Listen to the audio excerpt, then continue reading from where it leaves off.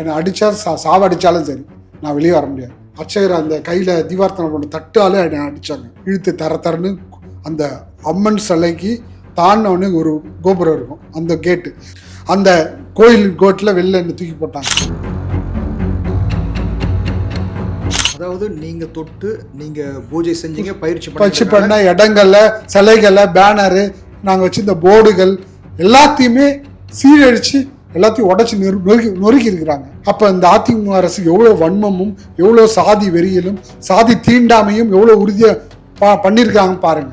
அப்போ BJP RSS விட இவங்களும் சேர்ந்து கூட நின்று பண்ணியிருக்கிறாங்க. மறுபடியும் பரம்பரையாக இருக்கவங்க தான் பூஜை பண்ணணும், யாரும் நீங்கள் வரக்கூடாதுன்னா அந்த தீர்ப்பு சொல்லுங்க. அப்போ இந்த தீர்ப்பு முழுக்க அப்ப இருந்த அதிமுக அரசும் நீதிமன்றமும் முழுக்க தீண்டாமையை உறுதிப்படுத்திருக்கு இந்த தீர்ப்பு.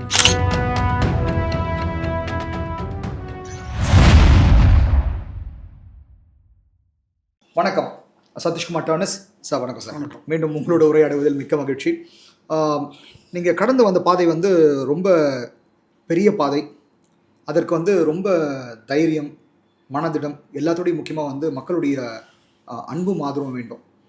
நான் இது வரைக்கும் நீங்கள் சொன்னதில் புரிஞ்சுட்டது என்ன, உங்களை எதிர்த்ததும் இந்துக்கள், உங்களை ஆதரித்ததும் இந்துக்கள். ஆதரித்தது சாதாரண இந்துக்கள், எதிர்த்தது சனாதன இந்துக்கள். வேற என்னதான் நடந்துச்சு?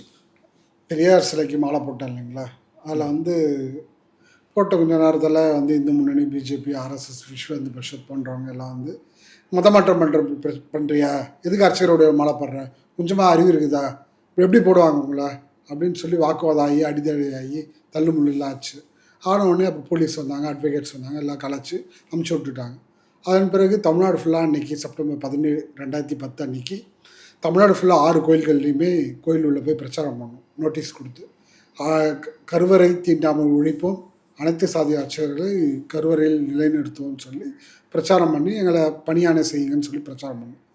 அப்புறம் ஆலயத்தில் தீண்டாமல் இருக்குது, இந்த தீண்டாமல் ஒழியணும்னு சொல்லி பிரச்சாரம் பண்ணிகிட்டு இருக்கும்போது மறுபடியும் சாயங்காலம் இந்து முன்னணி, பிஜேபி, RSSல இருந்தவங்க ஒரு 10 பேர் கோயில் வாசலில் வந்துட்டு மறுபடியும் பிரச்சனையாகி தள்ளுமுள்ளாகி பிரச்சனையாச்சு. ஆனோடனே மறுபடியும் போலீஸ் அவங்கள கூட்டு போயிட்டாங்க. அன்னையிலேருந்து ஒரு 20 நாளாக ஃபோன் கால் பயங்கர மிரட்டல், தூக்கிடுவேன், அதை பண்ணிடுவேன், வெட்டிடுவேன், அதை பண்ணுவேன், அசிங்கமாக பேசுறது பச்சையாக ரொம்ப எக்ஸ்ட்ரீம் வரைக்கும் போயிட்டாங்க. உங்கள் நம்பரை ஸ்ப்ரெட் பண்ணிட்டாங்க. நம்பர் எப்பயுமே வெளில வந்துருச்சு, அது ரொம்ப நாள் ஆயிடுச்சு. எப்பயும் ஓப்பன் நம்பர் தான், எல்லாத்துக்குமே வெளில வந்துருச்சு. ஆனாலும் என்னை ரொம்ப டார்ச்சர் பண்ணிகிட்டே இருந்தாங்க. டெய்லி 1 மணிக்கு, 2 மணிக்கு, 3 மணிக்கு நைட்டு ஃபோன் கால் அடித்தபடியே இருந்தாங்க 20 நாளாக. ரொம்ப டார்ச்சர் ஆகிடுச்சு. அதன் பிறகு ஒரு டைம் என்ன பண்ணேன், ரொம்ப மிரட்டல் இருக்குது, அதிகமாக இருக்குன்ட்டு எஸ்பிகிட்ட கம்ப்ளைண்ட் போய் கொடுத்துட்டு பஸ் ஸ்டாண்டு வரேன். பஸ் ஸ்டாண்டு என்னை கழுத்தை நெரிச்சு கீழே தள்ளி 2 பேர் கையை பின்னாடி முறுக்கி கீழே வீழ்ந்து மயக்கம் போட்டேன். யார்? இந்து முன்னணி சார்ந்தவங்க யாரோ 2 பேர், யாருன்னு தெரில, இன்னும் ஆள் தெரில. நாங்கள் ஃபோட்டோவை கொடுத்துட்டோம், ஃபோட்டோ வாங்கி நம்ம போலீஸில் கொடுத்துருக்கோம். அதுக்கப்புறம் ரொம்ப மயக்கமாயிட்டேன். அப்புறம் ஹாஸ்பிட்டலில் தான் எழுந்து பார்த்து கொலை முயற்சி கேஸ் பதிவாச்சா? கேஸ் பதிவு பண்ணிட்டோம். கேஸ் FIRலாம் போட்டிருக்கிறோம். ஆள் கண்டுபிடிச்சா? சென்னை ஹைகோர்ட்டில் இருக்குது. இன்னும் கைது பண்ணல, இது வரைக்கும் கைது பண்ணல. ஆளை கண்டுபிடிச்சாங்களா இல்லையா? ஆள்லாம் தெரியும், போலீஸுக்கு தெரியும், எல்லாருக்கும் தெரியும், ஃபோட்டோவே இருக்குது. இன்னும் கைது பண்ணல. எத்தனை ஆண்டு காலமாக கைது பண்ணல? 2017 இன்னைக்கு வரைக்கும். அப்போது இந்த 2017 இது வரைக்கும் எத்தனை CM மாறினாங்க? 4 பேருக்கு மேலே. யாரெல்லாம் இருந்தாங்க? அப்போ ஜெயலலிதா இருந்தாங்க, ஓகே, OPS இருந்தார், ஓகே, அப்புறம் எடப்பாடி இருந்தார், ஓகே, அதுக்கப்புறம் இப்போ ஸ்டாலின் வந்திருக்கிறாரு. 4 CMையும் கைது. இவங்க 4 பேருமே அவங்களை கைது பண்ணல. ஆனால் நம்ம அந்த விஷயத்தை மறுபடியும் பெருசாக்கல. ஓகே, விஷயத்தை மறுபடியும் அதை மறப்போம், மன்னிப்போம், அப்படி இல்லை, நம்ம தேவைன்னா மறுபடியும் அதை பயன்படுத்தலாம் அப்படின்னு அப்படியே இருக்கு. ரொம்ப ப்ரெஷர் பண்ணல. அதை மறுபடியும் அதிகமாக அட்டாக் வருது அப்படின்னா எல்லாத்தையும் நோண்டி மறுபடியும் பிரச்சனையாக்கும், மறுபடியும் எல்லாருமே நடவடிக்கை அப்படின்னு நம்ம அதை கொண்டு போவோம். அதன் பிறகு இது நடந்துச்சுங்க. அதுக்கப்புறம் என்ன பண்ணேன், கொஞ்ச நாள் பொறுத்து மறுபடியும் தொடர்ச்சியாக இருக்கும்போது தமிழ்நாடு ஃபுல்லாக மறுபடியும் எல்லா போராட்டங்கள், உண்ணாவிரதம், சாலை மறியல், கருவறை முன்னாடி போராட்டம், இதெல்லாம் நடந்துகிட்ருக்கும்போது ஒரு கட்டத்தில் நாங்கள் வந்து இந்து சமய அறநிலைத்துறை சார்பாக ஏதோ ஒன்று நடந்துச்சு ஃபங்க்ஷன் நடக்கும்போது அப்போ அம்மா ஜெயலலிதா அவர்கள் அர்ச்சகர் பள்ளி வந்து நாங்கள் வந்து மறுபடியும் ஓப்பன் பண்ணுவோம் அப்படின்னு சொன்னாங்க. அப்புறம் 2007 அனைத்து சாதி அர்ச்சகர் பள்ளியை மறுபடியும் ஓப்பன் பண்ணுவோம் அப்படின்னு அறிவிச்சாங்க. என்னடா அறிவிக்கிறாங்க அப்படின்னு பார்த்தோம். அதுக்கப்புறம் பார்த்தா 2007-2008 நாங்கள் படித்தோம் இல்லைங்களா. அதுக்கப்புறம் அம்மா ஆட்சிக்கு வந்தோடனே, ஜெயலலிதா ஆட்சி வந்தோடனே அதை க்ளோஸ் பண்ணிட்டாங்க. அர்ச்சகர் பள்ளியே நடக்கலை. ஆனால் ஒரு நிகழ்ச்சியில் வந்து அறிவிக்கிறாங்க அப்படின்ட்டு நாங்கள் அதை நோண்டி பார்த்தா அவங்க தமிழ்நாடு இந்து சமய அறநிலைத்துறை கட்டுப்பாட்டில் உள்ள கோயில்களில் கபாலீஸ்வர் கோயில், பார்த்தசாரதி கோயில், ஸ்ரீரங்கம் கோயில், மதுரை மீனாட்சி அம்மன் கோயில், திருவண்ணாமலை கோயில், இந்த மாதிரி கோயில்களில் இந்து சமய அறநிலைத்துறை உள்ள கட்டுப்பாட்டில் உள்ள கோயிலுடைய பணத்தில் வெறும் பார்ப்பனர்கள் மட்டுமே அர்ச்சகர் பள்ளி நடக்குது. பார்ப்பனர்கள் மட்டுமே அர்ச்சகர் பள்ளி நடக்குது. அவங்களுக்கு மாத ஸ்டைஃபண்டு, துணிமணி எல்லாமே கொடுத்து. இந்த இப்போ கபாலீஸ்வர் கோயில் இருக்குது. கபாலீஸ்வர் கோயிலில் 60 வயசு உள்ளவங்க, 55 வயசு உள்ளவங்க, 45 வயசு உள்ளவங்க அவங்க கோயிலை பூஜை முடிச்சுட்டு வந்து 1 மணி நேரம் பயிற்சி எடுத்துகிட்டு மாதம் 500 ரூபா ஸ்டைஃபண்ட் வாங்கி சர்டிஃபிகேட் வாங்கணும். அதுக்கும் இவங்க ஏற்பாடு பண்ணியிருக்காங்க. அப்போ ஒரு சாதிக்கு மட்டும் எப்படி அர்ச்சகர் பள்ளி அதிமுக அரசு அம்மையார் ஜெயலலிதா உருவாக்கியிருக்காங்க பாருங்கள். அப்போ இது வந்து ஒரு பாயிண்ட். 2வது, அர்ச்சகர் பயிற்சி பள்ளி திருவண்ணாமலையில் நான் உங்களுக்கு புக்கில் விட காட்டுறேன். அதிமுக அரசு இருக்கும்போது அர்ச்சகர் பள்ளியை நொறுக்கி இருக்கிறாங்க, பேனரை கீழ்ச்சி, கோயிலில் நாங்கள் வச்ச சிலைகள்லாம் உடைச்சிருக்காங்க. எப்படி நடந்துச்சு? அப்போ நாங்கள் படித்த சிலைகளுக்கு ஒரு மதிப்பு கூட, ஒரு அர்ச்சகர் பள்ளியை கூட சரியாக பராமரிக்கிறதுக்கு இந்த அப்போ இருந்து அதிமுக அரசு என்ன செஞ்சிச்சு?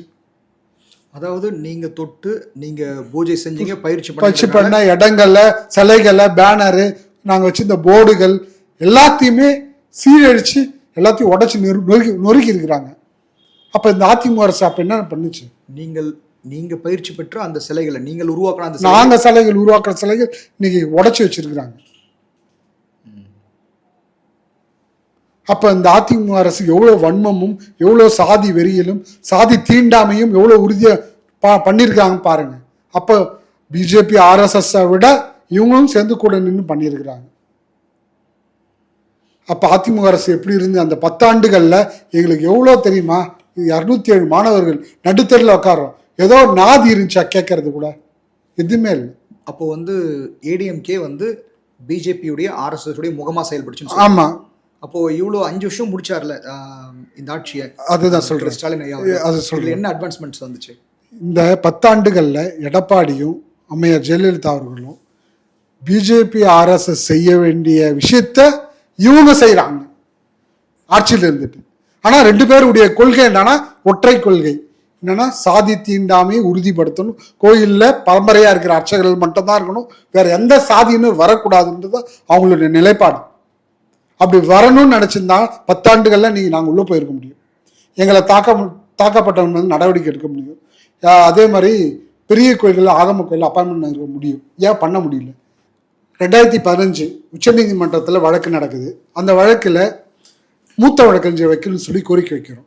கோரிக்கை வைக்கும்போது அந்த மூத்த வழக்கறிஞர்களே நான் பேசுகிறேன். கவர்மெண்ட்டுடைய பிபி கிட்ட எங்களுடைய மூத்த வழக்கறிஞர் வாஞ்சிநாதன், ராஜு போன்றவர்கள் பேசுகிறாங்க. பேசும்போது என்ன சொல்கிறாங்கன்னா, கவர்மெண்ட்லேருந்து எந்த இதுவுமே எங்களுக்கு சொல்லலை, இன்ஸ்ட்ரக்ஷன் சொல்லலை. நீங்கள் அவங்க சொன்னால் தான் நாங்கள் போய் சுப்ரீம் கோர்ட்டில் வாதாட முடியும், ரெஃபரன் பண்ண முடியும். எதுவுமே பண்ண மாட்டுறாங்க. நீங்கள் தான் கவர்மெண்ட்கிட்ட பேசணும், நாங்கள் எதுவும் செய்ய முடியாது. கவர்மெண்ட் சொன்னால் தான் நாங்கள் டெல்லி போய் சுப்ரீம் கோர்ட்டில் வாதாட முடியும் அப்படின்னு அவங்க சொன்னாங்க. உடனே நாங்கள் என்ன பண்ணோம், மதுரை மீனாட்சி அம்மன் கோயில் கருவறை முன்னாடி போய் நான் உட்காந்துட்டேன். அர்ச்சகரோட போய் அம்மனுக்கு வாசலில் போய் உட்காந்துட்டேன். கரெக்டாக ஒரு 12 மணிக்கு போய் உட்காந்துட்டேன். எங்களுக்கு மூத்த வழக்கறிஞர் வைக்காம நான் அந்த கோயிலை விட்டு வெளியே வர மாட்டேன். என்னை அடித்தா சாவடித்தாலும் சரி, நான் வெளியே வர முடியாது அப்படின்னு சொல்லி உட்காந்தோடனே அங்கே இருக்கிற அர்ச்சகர்கள், கோயில் ஸ்டாஃப்ஸு என்னை பயங்கரமாக அடித்து இழுத்து தரன்னு அந்த அம்மன் சிலைக்கு தாண்டினோடனே ஒரு கோபுரம் இருக்கும், அந்த கேட்டு, அந்த கோயில் கோட்டில் வெளில என்னை தூக்கி போட்டாங்கன்னா அடித்தடியாக மறுபடியும் அங்கே அந்த கோயில் கோபுரத்து வாசல்லே உட்காந்து மறுபடியும் போராட்டம் பண்ணேன். எனக்கு நீதி கிடைக்கிற வரைக்கும் போராடுவேன். நான் வந்து மூத்த வழக்கறிஞர் வச்சு வாதாடுற வரைக்கும் டிவியில் நியூஸ் வரணும், இந்த மாதிரி மூத்த வழக்கறிஞர் வச்சுருக்கிறேன், இந்த மாதிரி வாதாடுறாரு அப்படின்னு சொன்னால் அப்புறம் தான் நான் வெளில வருவேன். இல்லை வர முடியாது. என்னை சாவடிச்சாலும் சரி, எது பண்ணாலும் சரி வரமாட்டேன்னு சொல்லி ஒரு கம்பை நல்லா கோயிலுடைய செவுரு இருக்குல்ல, அது நல்லா பிடிச்சிட்டு கையை விடாமல் நான் போலீஸ் வந்து தரத்தான்னு இழுத்தாங்க, கையை அடித்தாங்க, கடிச்சானுங்க. கடிச்சு ஆமாம், போலீஸு அங்கே இருக்கிற அர்ச்சகர் அந்த கையில் தீவார்த்தனை பண்ண தட்டாலே என்னை அடித்தாங்க. அடித்து என்னை வந்து வெளியில் அனுப்பிச்சு மறுபடியும் அரெஸ்ட் பண்ணிட்டாங்க. அரெஸ்ட் பண்ணி நைட்டு 12 மணி தான் என்னை வெளில விட்டாங்க. ஏன்னா மறுபடியும் போய் போராட்டம் பண்ண அறிவித்தேன். ஆனால் அதுக்கப்புறம் நைட்டு 12 மணி தான் வெளியே விட்டாங்க. வெளியே விட்ட உடனே மறுபடியும் ஆனால் வைக்கல. அந்த மூத்த வழக்கறிஞரில் அந்த இதுல அதிமுக அரசில் வைக்கல. அப்போ தீர்ப்பு வருது. தீர்ப்பு என்ன சொல்லுதுன்னா, பானைக்குள்ளே யானை அடைக்கலாம், ஆனால் பானை உடையக்கூடாது. அப்போ என்னன்னா, நான் வந்து அனைத்து சாதி அர்ச்சகர்லாம் பயிற்சி முடிச்சுட்டு தீட்சை பெற்ற தகுதியாக இருக்கிறேன். நான் கோயிலில் அர்ச்சகர் ஆகலாமா ஆகக்கூடாது, அதான் சுப்ரீம் கோர்ட் சொல்லணும். நீ ஆகலாம் ஆகக்கூடாது, அதான் கேள்வி. நான் வந்து பிறப்பின் அடிப்படையில் பார்க்கக்கூடாதுன்னு சொல்லிட்டீங்க. ஒவ்வொரு கோயிலும் தமிழ்நாட்டில் ஒரு மரபு இருக்குன்னு சொல்கிறீங்க. அந்த மரபு அடிப்படையில் தான் தீட்சை பெற்றிருக்கணும், அவங்கள தான் அப்பாயின்மெண்ட் பண்ணணும்னு சொல்கிறீங்க. இதுதான் தீர்ப்பு சொல்கிறீங்க. ஆனால் நான் வந்து முறையாக படிச்சுட்டேங்க, தகுதி இருக்குதுங்க. ஏன்னா திருவண்ணாமலை கோயிலோ இல்லை வடபழனி முருகன் கோயிலோ இல்லை மீனாட்சி அம்மன் கோயிலோ நான் அப்பாயின்மெண்ட் பண்ணுறாங்க. அப்பாயின்மெண்ட் பண்ணும்போது ஆகமத்தில் ஏதோ ஒரு தவறுகள் செய்தால் நீதிமன்றத்தில் நாடிக்கலாம்னு சொல்லி பிராமணர்களுக்கு ஆதரவாக தீர்ப்பு விடுவீங்க. இப்போ என்னன்னா, என்னை அப்பாயின்மெண்ட் பண்ணுறாங்க. அப்பாயின்மெண்ட் பண்ணும்போது நான் தட்டை அப்படி தூக்கலை, இல்லை மீசதாடி இல்லை, ஆகமுறைப்படி இல்லை குடுமி வச்சுக்கல, இல்லை கால் வந்து ஊனமாக இருக்குது அப்படின்றதுனால என்னை வந்து ரிஜெக்ட் பண்ணலாம் அப்படின்ட்டு அவங்களுக்கு அதிகாரம் கொடுக்குறாங்க. அப்போ நான் ஒவ்வொரு டைம் நீதிமன்றத்தை நாடணுமா? 207 மாணவர்களுக்கும் அப்பாயின்மெண்ட் பண்ணும்போது 207 வழக்குகளில் ஒவ்வொருத்தரும் போய் நீதிமன்றத்தில் நாடி எப்போ நான் நீதியை வாங்கி எப்போ நான் அச்சராக வருது? இல்லை நீதி இது ஜட்ஜ்மெண்ட் என்னன்னு வந்துச்சு கரெக்டாக சொல்லு. அதுதான் ஜட்ஜ்மெண்ட்டில் பிறப்பின் அடிப்படையில் பார்க்கக்கூடாதுன்னு சொல்லிட்டாங்க. Very good. சாதி கான்ஸ்டிடியூஷன் உங்களுக்கு சாதகமாக இருந்துச்சு. ஒரு நிமிஷம் சொல்றேன். அதான் பிறப்பின் அடிப்படையில் பார்க்கக்கூடாது. தமிழ்நாட்டில் ஒவ்வொரு கோயிலுக்கும் ஒரு மரபு இருக்கு. அந்த மரபு அடிப்படை தீட்சை பெற்றிருக்கணும், தகுதி படுத்திட்டு இருக்கணும். ஓகே, நீங்க தகுதி பெற்றிருக்கீங்க, தீட்சை பெற்றேன். ஓகே. அதே போல நீங்க வந்து மரபு பழக்க வழக்கம் இருக்குல்ல, அந்த முறைப்படி இருக்க கோயிலில் அவர்கள் தான் பூஜை பண்ணணும் அப்படின்னு அதை சொல்லியிருக்கு. பழக்க வழக்கம் அப்படின்ற அந்த அடிப்படையில் இருக்கிறவங்க பூஜை பண்ணணும்னு சொல்லுது. பழக்க வழக்கம்னு ரொம்ப ஜென்ரலான ஒரு வார்த்தை. எது பழக்கம் எது வழக்கம் நம்மளுக்கு தெரியாது, டிஃபைன் பண்ண முடியாது. அது என்னன்னா, மறைமுகமாக சாதியை தான் சொல்லுது. நீங்கள் சாதி கிடையாதுன்னு சொல்லிட்டீங்க, ஆனால் மறுபடியும் அந்த இடத்துல சாதியை மறைமுகமாக குறிப்பிடுறீங்க. அப்போ இந்த தீர்ப்பு எப்படி குறிப்பிடுறீங்க? மறுபடியும் பரம்பரையாக இருக்கவங்க தான் பூஜை பண்ணணும், வேற யாரும் நீங்கள் வரக்கூடாதுன்னா அந்த தீர்ப்பு சொல்லுது. அப்போது இந்த தீர்ப்பு முழுக்க அப்போ இருந்த அதிமுக அரசும் நீதிமன்றமும் முழுக்க தீண்டாமையை உறுதிப்படுத்தியிருக்கு இந்த தீர்ப்பு. அப்போ எங்களுக்கு வந்து அர்ச்சகர் ஆகலாமா ஆகக்கூடாதா அப்படின்றத அந்த தீர்ப்பு. அது ஒரு குழப்பமான தீர்ப்பை கொடுத்துருக்குறாங்க. இந்த தீர்ப்பு முழுக்க குழப்பமாக கொடுத்துருக்காங்கன்னு சொல்லி தான் நான் வந்து சென்னை சிம்சனில் இருக்கிற பெரியார் சிலை முன்னாடி என்னுடைய அர்ச்சகர் கோலங்கள், அர்ச்சகர் உடை, பூனல், ருத்ராட்சம், பட்டை எல்லாத்தையுமே எடுத்து இது பண்ணிட்டு அழைச்சிட்டு தூக்கி கொளுத்திட்டு, இனிமேல் கருவறையில் சாதி தீண்டாமைக்கு எதிராக தந்தை பெரியார், அண்ணா, அம்பேத்கர் போன்ற கொள்கையை பின்பற்றி தீண்டாமைக்கு எதிராக தொடர்ச்சியாக போராடுவேன்னு சொல்லி அறிவிச்சு, இனிமேல் எனக்கு அர்ச்சகர் வேலையை வேணாம்னு சொல்லி அறிவித்தேன். ஆனாலும் ஏன் இப்போ போராடுறேன் அப்படின்னா, மற்ற மாணவர்கள் கோயில் கருவறையில் அர்ச்சகராக பணியமரணும், அவங்க பூஜை பண்ணணும், எல்லாரும் சமமாக கருவறையில் பூஜை பண்ணணுன்றதுக்காக தான் இன்னைக்கு வரைக்கும் நம்ம போராடுறோம். அப்போ நீங்கள் அன்னைக்கு இந்துன்னு சொல்கிறவங்க பிஜேபியோ ஆர்எஸ்எஸோ விஸ்வ இந்து பரிஷத்தோ இந்து மக்கள் கட்சியோ ஏன் அதை பற்றி ஒரு வார்த்தை போராட்டமும் எதுவுமே, இந்த வழக்கு தீர்ப்பு தப்பாக இருக்குங்க, இதுக்கு எதிராக போராடணும், இல்லை இது எதுக்காக குரல் கொடுப்போம், யாராவது பேசியிருக்காங்களா? 2015 அப்போ யாராவது பேசுனீங்களா? எந்த இதுகளுக்காக இந்த அமைப்பு வச்சிருக்கீங்க? இதுக்காக நம்ம அயோத்தி ராமர் கோயிலுக்காக போராட்டம் பண்ணுறதுக்கு கூப்பிட்றீங்க, அதுக்காக வாங்க போராடலான்னு கூப்பிட்றீங்க, கந்த சஷ்டிக்காக போராடலான்னு வாங்க கூப்பிட்றீங்க, எல்லாத்துக்கும் கூப்பிட்றீங்கல்ல. அப்போ அனைத்து சாதி அர்ச்சகருக்கு நீங்கள் என்னதான் செஞ்சுருக்கீங்க? 2015 தீர்ப்புலையும் எதுவும் செய்யலை, அதுக்கு முன்னாடி நடந்த தீர்ப்புகள்லையும் எதுவும் செய்யலை. அப்போ என்னத்துக்கு தான் அமைப்பு வச்சுருக்கீங்க? இந்துன்னு சொல்கிற அமைப்புகள் 2015 எதுவும் செய்யலை, முடிச்சிட்டிங்க. அதுக்கப்புறம் 2016 அப்புறம் அதிமுக அரசு தான், எதுவும் இல்லை.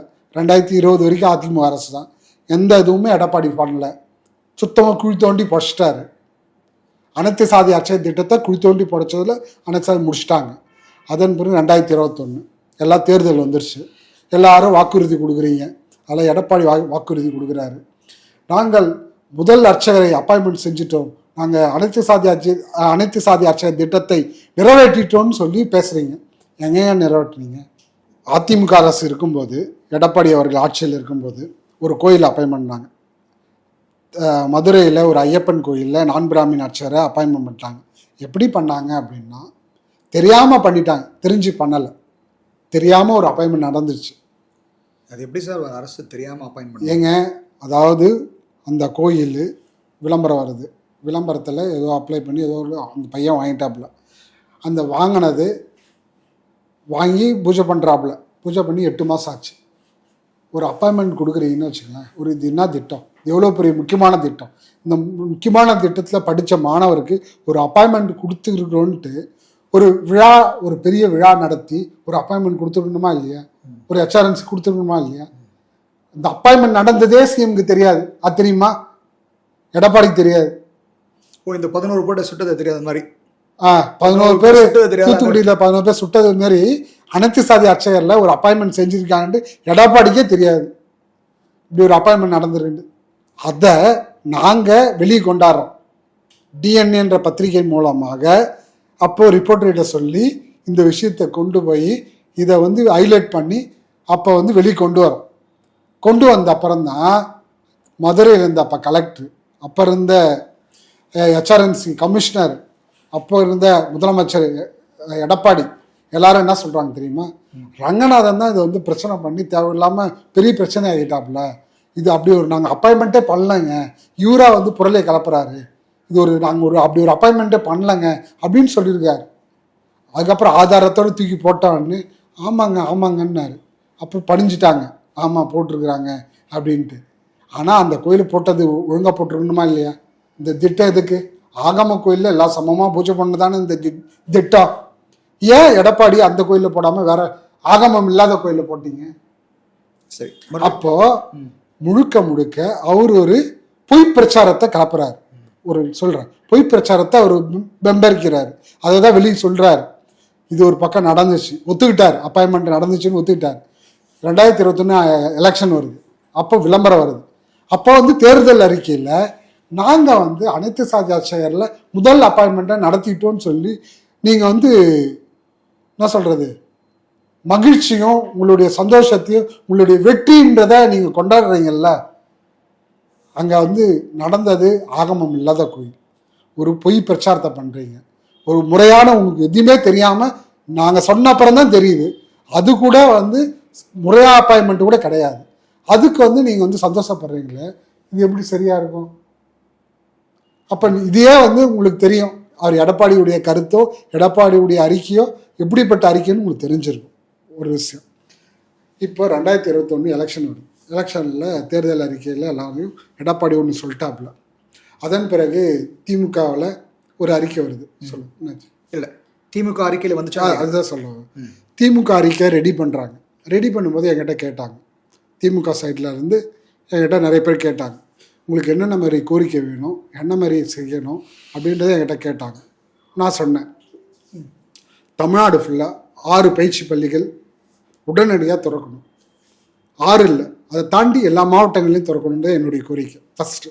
செகண்டு, எல்லா மாணவர்களுக்கும் ஏஜ் அதிகமாகிடுச்சு. ஏன்னா கொரோனா வந்துச்சு, அப்புறம் இது வந்துச்சு, அடுத்தடுத்து பிரச்சனைகள். மாணவர்கள் 35 வயசு 40, இப்போ 45 வயசுக்கு மேலே ஆகுது நிறைய மாணவர்களுக்கு. அவங்களுக்கு ஏஜ் ரிலாக்ஸேஷன் தரணும் அப்படின்றத ஒரு கோரிக்கை வச்சோம். அதன் பிறகு தமிழ்நாட்டில் உள்ள எல்லா கோயில்கள்லேயுமே பெரிய கோயில்களில் எங்களை பணியமர்த்தணும் அப்படின்ற கோரிக்கை வச்சோம். அதே போல் பயிற்சி பள்ளியில் பெண்களும் பாலின சமத்துவத்தோடு எல்லாரையும் படிக்க வச்சு எல்லாருமே அர்ச்சகராகணுன்ற கோரிக்கை வச்சோம். பெண்களையும் அர்ச்சகர், பெண்கள் மட்டும் இல்லை, பாலின சமத்துவத்தோடு இருக்கிறவங்களையும் அர்ச்சகராகணும், அவங்களும் படிக்கணும், அவங்களும் கருவறையில் போய் தொடணுன்ற கோரிக்கை வச்சோம். அதே பெண்களும் ஓதுவாராக ஆகணுன்ற கோரிக்கை வச்சோம். இந்த எல்லா கோரிக்கையும் தேர்தல் அறிக்கையில் வந்தது. தேர்தல் அறிக்கை வந்தோடனே எலெக்ஷன் நடந்துச்சு. எலெக்ஷனில் திராவிட முன்னேற்ற கழகம் வெற்றி பெற்றது. வெற்றி பெற்ற உடனே முத்துவேல் கருணாநிதி ஸ்டாலின் அவர்கள் உடனடியாக அவர்களுடைய தலைமை செயலாளர் அவர் மூலமாக என்னை தொடர்பு கொண்டாங்க, பேசினாங்க. இந்த மாதிரி வந்து உங்களுக்கு கோரிக்கைக்கு என்னென்ன செய்யணும், என்ன மாதிரி பண்ணணும்னு சொல்லி என்கிட்ட கேட்டாங்க. அப்புறம் நான் போய் பேசினேன் சிஎம் ஆஃபீஸில் கொஞ்சம் பேசின அப்புறம் இந்த மாதிரி என்னென்னலாம் செய்யணும், இதெல்லாம் கொஞ்சம் உடனே பண்ண முடியாது, கொஞ்சம் வெயிட் பண்ணுங்கள், எல்லாத்தையும் உடனே செய்ய முடியாது, நிறைய சட்ட சிக்கல்கள் இருக்குது, நீதிமன்ற வழக்குகள் இருக்குது, அதனால் உடனே நம்ம எதுவும் செய்ய முடியாதுங்க, கொஞ்சம் வெயிட் பண்ணுங்கள் அப்படின்னு. சரிங்க, 100 நாளில் பணியாணை செய்வோம்னு சொல்லி இந்து சமய அறநிலையத்துறை அமைச்சர் சேகர்பாபு அவர்கள் அறிவித்தாங்க. அதன் பிறகு அறிவித்த உடனே அடுத்த கட்ட நடவடிக்கை போச்சு. உடனடியாக அர்ச்சகர் பள்ளியை தொடங்கணும், உடனே அது வந்து ஓப்பன் பண்ணணும் அப்படின்னு உடனே செஞ்சாங்க. உடனே எல்லாத்தையும் ஆட்சிக்கு வந்து ஒரு 100 நாளைக்குள்ளே அர்ச்சகர் பள்ளி திறந்துட்டாங்க. 6 பயிற்சி பள்ளியும் நடந்த இடத்துல எல்லாத்தையும் போயிட்டுருக்கு. வாத்தியார்கள் போட்டாங்க, எல்லாத்தையுமே எல்லா வேலைகளும் நடந்துகிட்ருக்கு, எல்லாமே ரெடி பண்ணிட்டாங்க.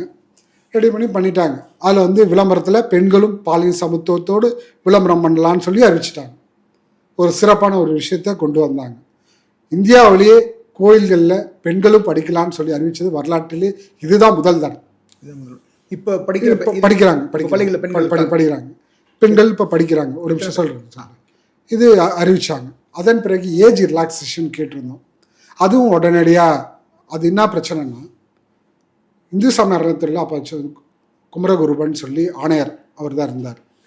அவர்கிட்ட இந்த விஷயத்த சொன்ன உடனே அவர் என்ன பண்ணார், ஓகே என்று ரெடி பண்ணிட்டார். ப்ரொபோசலாக ரெடி பண்ணி எல்லாமே பண்ணிட்டு அதன் பிறகு அரசு செயலாளர் சந்திரமோகன் சொல்லி ஒரு ஐஏஎஸ் அவர்கிட்ட போச்சு. அவர்கிட்ட 1 வருஷமாக அந்த தூங்குச்சு அந்த ஃபைல். அந்த 1 வருஷத்துக்கு அப்புறம் சிஎம் ஆஃபீஸ் போன ஒரே நாளில் காலையில் போச்சு, நைட் ஆர்டர் ஆச்சு. மறுநாள் அந்த ஆர்டர் காப்பி வெளியில் வந்துருச்சு, ஏஜ் ரிலாக்ஸேஷன். அப்போ நீங்களே கேள்விக்குறி போட்டுங்க, அதில் நான் பதில் சொல்லலை. சந்திரமோகன் யார் அப்படின்னு நீங்கள் முடிவு பண்ணீங்க. 1 வருஷமாக ஏன் தூங்கணுன்றது என் கேள்வி, அவ்வளோதான். எனக்கு ஒரு நல்லா தெரியும் சார், ஃப்ரெண்டு தான் சார். ஓகேவா? அவர் எதற்காக நிறுத்தினாரு, ஏன் நிறுத்தினாரு அப்படின்னு நீங்கள் தான், எனக்கு அதை பற்றி கருத்து இல்லை, கேள்விக்குறி தான் நான் சொல்ல முடியும். அதன் பிறகு அர்ச்சகரை அப்பாயின்மெண்ட் பண்ணணும், அதுக்கான வேலைகள் நடக்குது. அப்போ தமிழ்நாடு ஃபுல்லாக எல்லா மாணவர்கள்கிட்டே ஒருங்கிணைச்சி பண்ணணுன்றதுக்காக வேலைகள் போயிட்டுருக்கு. அப்போ இந்து சமய அறநிலையத்துறை அமைச்சர் சேகர்பாபு அவர்கள்ட்ட போய் பேசும்போது அவர் என்ன சொன்னார்னா, இந்த மாதிரி அடுத்த பண்ணணும், கொஞ்சம் எங்களுக்கு கொஞ்சம் ஒத்துழைப்பு கொடுங்க அப்படின்னு சொல்லி கேட்டார்.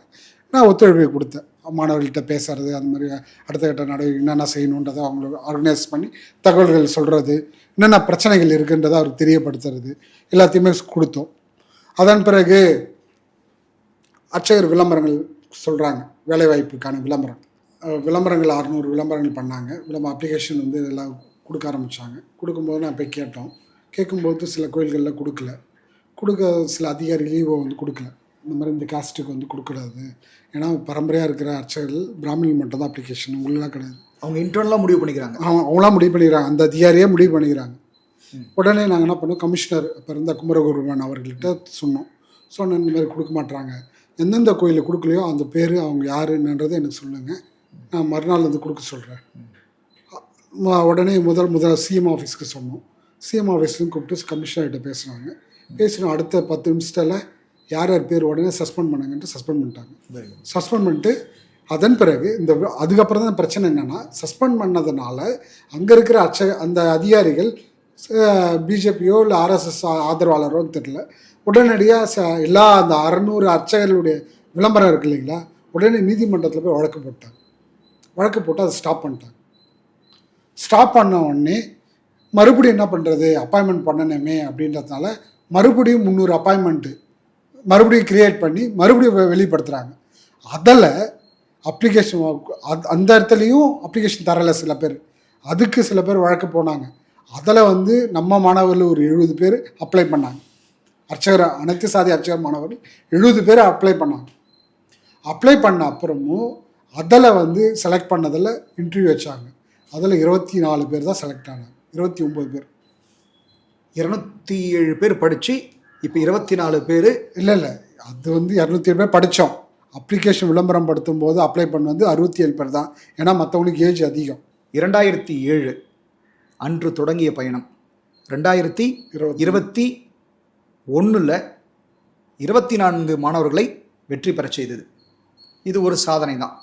இப்போ இதில் நீங்கள் போஸ்டிங் வாங்கலையா? இல்லை, அதுதான் சொல்கிறேன். இப்போ என்னென்னா, இந்த விளம்பரங்கள் போய் நீதிமன்றத்தில் வாங்கிடுறாங்க. 60 பேருக்கு மேற்பட்டு அப்ளை பண்ணுறாங்க. அப்ளை பண்ண அப்புறம் அதில் வந்து செலக்ட் பண்ணது 24 பேர் செலக்ட் பண்ணாங்க. 24 பேர் செலக்ட் பண்ணி அன்னைக்கு இரவு வரைக்கும் அந்த கோயிலில் யார் அப்பாயின்மெண்ட் பண்ணணும், எங்கே போகணும் அப்படின்னு கவர்மெண்ட் டிஸ்கஸ் பண்ணி வெளியே வரல. இந்த மாதிரி அப்பாயின்மெண்ட் கொடுக்க போகிறாங்கன்றது யாருக்கும் தெரியாது. மறுநாள் காலையில் நியூஸில் ஃப்ளாஷ், எனக்கு தெரியும், மற்றவங்களுக்கு தெரியாது, வெளியில் ஃப்ளாஷ் ஆகுது. அனைத்து சாதி அர்ச்சக மாணவர்களுக்கு 24 பேருக்கு ஆகம கோயில், ஆகமம் இல்லாத கோயிலில் பணியாணை செய்கிறார். ஆகஸ்ட் 14 காலையில் எல்லா நியூஸில் வந்தோடனே எனக்கு சந்தோஷமாக இருந்துச்சு. நம்ம உழைச்சதுக்கு ஒரு பலன் கிடச்சிருக்குது. பெரியாருடைய நெஞ்சில் தைத்த முள்ள முதலமைச்சர் முத்துவேல் கருணாநிதி ஸ்டாலின் அவர்கள் நீக்கியிருக்கிறாரு. அதில் ஒரு மைல்கல் அளவு நீக்கியிருக்கிறாரு. 2000 ஆண்டுகளாக கருவறையில் இருந்த அந்த தீண்டாமை இருள் ஒரு மைல்கல் அளவு அகற்றிருக்கிறாரு முத்துவேல் கருணாநிதி. பெரிய வெற்றி. அதில் வந்து வாழ்த்துக்கள் சொல்லி அவர் ரொம்ப நன்றி அப்படின்னு சொல்லி எல்லாம் சொன்னேன். இப்பயும் இந்த வாயிலாகவும் அவருக்கு தெரியப்படுத்துகிறேன். மிக்க நன்றி. வணக்கம்.